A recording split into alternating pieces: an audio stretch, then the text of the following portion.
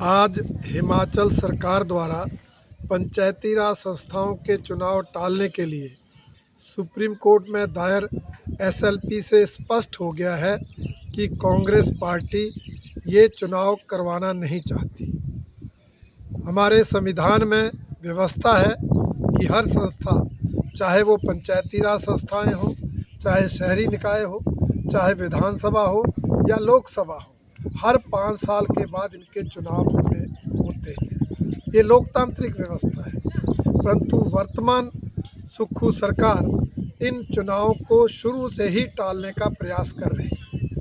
पहले इन चुनावों को टालने के लिए संवैधानिक संस्था चुनाव आयोग से टकराव लिया, चुनाव आयोग के निर्देशों की पालना नहीं की, उनकी अधिसूचनाओं को नज़रअंदाज किया और फिर जब एक पीआईएल में माननीय उच्च न्यायालय द्वारा निर्णय दिया गया कि 30 अप्रैल 2026 तक पंचायती राज संस्थाओं के चुनाव करवाएं, तब भी हमारे माननीय मुख्यमंत्री जी ने हाई कोर्ट की अवमानना करते हुए उस निर्णय पर टिप्पणियां व्यक्त की और आज एसएलपी दायर होने से बिल्कुल स्पष्ट हो गया है कि ये सरकार लोकतंत्र में विश्वास नहीं करती।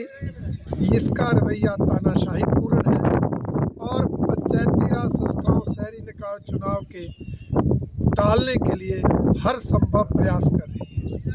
भारतीय जनता पार्टी का मानना है कि हिमाचल प्रदेश की इस सुक्खू सरकार ने 3 सालों में कोई जनहित में काम नहीं किया, कोई विकास कार्य नहीं किए, कोई जन कल्याणकारी योजना शुरू नहीं की। उल्टा जो पिछली भारतीय जनता पार्टी की सरकार के समय चले विकास कार्य थे वो ठप पड़ गए। पिछली भाजपा सरकार द्वारा खोले गए संस्थान बंद कर दिए, पिछली भाजपा सरकार द्वारा चलाई जा रही जन कल्याणकारी योजनाएं बंद कर दी। इसलिए अब ये सरकार जनता के बीच जाने से घबरा रही है। 3 सालों में इन्होंने चुनावी वायदे तो क्या, चुनावी गारंटियां तक पूरी नहीं की। इसलिए किस मुंह से जनता के बीच जाए, इसलिए ये सरकार चुनाव टाल रही है। कांग्रेस प्रत्याशियों की संभावित हार को देखकर इस सरकार ने इन चुनावों को बार बार टालने के लिए हर संभव कोशिश की है।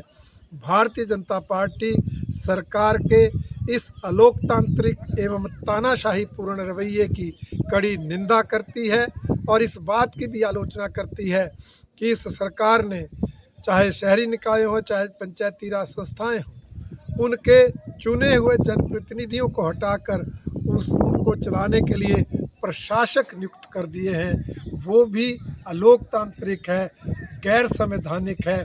इसलिए भारतीय जनता पार्टी उसकी भी कड़ी निंदा करती है।